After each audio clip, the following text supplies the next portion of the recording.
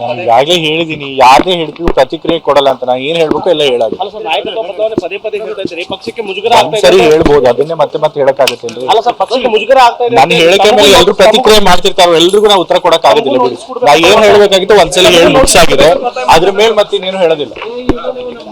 ನಾನು ಈಗಾಗಲೇ ಹೇಳಿದೀನಿ, ಯಾರೇ ಹೇಳ್ತೀವಿ ಪ್ರತಿಕ್ರಿಯೆ ಕೊಡಲ್ಲ ಅಂತ. ನಾ ಏನ್ ಹೇಳ್ಬೇಕು ಎಲ್ಲ ಹೇಳಾಗ ಅಲ್ಲ ಸರ್, ನಾಯಕತ್ವ ಬದಲಾವಣೆ ಪದೇ ಪದೇ ಹೇಳ್ತಾ ಇದ್ದಾರೆ, ಪಕ್ಷಕ್ಕೆ ಮುಜುಗರ ಆಗ್ತಾ ಇದೆ. ಸರಿ ಹೇಳ್ಬೋದು, ಅದನ್ನೇ ಮತ್ತೆ ಮತ್ತೆ ಹೇಳಕ್ಕಾಗತ್ತೇನ್ರಿ? ಅಲ್ಲ ಸರ್, ಪಕ್ಷಕ್ಕೆ ಮುಜುಗರ ಆಗ್ತಾ ಇದೆ. ನನ್ನ ಹೇಳಿಕೆ ಮೇಲೆ ಎಲ್ರು ಪ್ರತಿಕ್ರಿಯೆ ಮಾಡ್ತಿರ್ತಾರ, ಎಲ್ರಿಗೂ ನಾವು ಉತ್ತರ ಕೊಡಕ್ ಆಗೋದಿಲ್ಲ ಬಿಡಿ.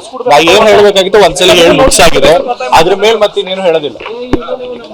ನಾನು ಈಗಾಗಲೇ ಹೇಳಿದೀನಿ, ಯಾರೇ ಹೇಳ್ತೀವಿ ಪ್ರತಿಕ್ರಿಯೆ ಕೊಡಲ್ಲ ಅಂತ. ನಾ ಏನ್ ಹೇಳ್ಬೇಕು ಎಲ್ಲ ಹೇಳಾಗ ಅಲ್ಲ ಸರ್, ನಾಯಕತ್ವ ಬದಲಾವಣೆ ಪದೇ ಪದೇ ಹೇಳ್ತಾ ಇದ್ದಾರೆ, ಪಕ್ಷಕ್ಕೆ ಮುಜುಗರ ಆಗ್ತಾ ಇದೆ. ಸರಿ ಹೇಳ್ಬೋದು, ಅದನ್ನೇ ಮತ್ತೆ ಮತ್ತೆ ಹೇಳಕ್ಕಾಗತ್ತೇನ್ರಿ? ಅಲ್ಲ ಸರ್, ಪಕ್ಷಕ್ಕೆ ಮುಜುಗರ ಆಗ್ತಾ ಇದೆ. ನನ್ನ ಹೇಳಿಕೆ ಮೇಲೆ ಎಲ್ರು ಪ್ರತಿಕ್ರಿಯೆ ಮಾಡ್ತಿರ್ತಾರ, ಎಲ್ರಿಗೂ ನಾವು ಉತ್ತರ ಕೊಡಕ್ ಆಗೋದಿಲ್ಲ ಬಿಡಿ.